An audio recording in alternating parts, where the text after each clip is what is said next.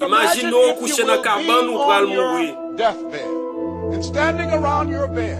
Il de esprit yo campé bon cabane ou an. Of the ideas, the Rêve yo, dreams, the capacité abilities, yo, the talent talents yo, given la to vie you en by te ba life, ou and pour you, raison for quelconque whatever ou pas reason, you never acted utiliser on yo. those ideas. You never Ou pas pursued jamais that accomplir dream. rêve ça You yo. never Ou used pas those jamais talents. utiliser You talent never ça saw yo. your Ou pas leadership. jamais You never leadership used ou. your Ou pas voice. jamais You never utiliser wrote voix that ou. book. Ou pas jamais And there they écrire are ça. standing around Mais au your campé bed bon looking côté là at y a you gado with à large qu'on angry regarde eyes côté saying, au "We fâché. came to Nous you, devons jouer nous. and only you Ou même could have given seulement us qui te life. ka utiliser nous dans vie. Now, we must die Mais with qu'on y you a men à mourir forever." avant pour tout temps.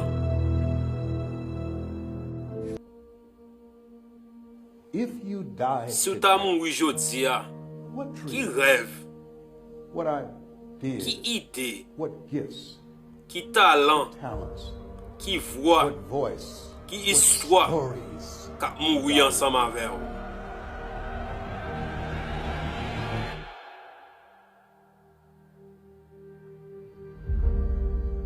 If you had Si 6 tu as months 6 to mois live, pour what would you vivre, do differently?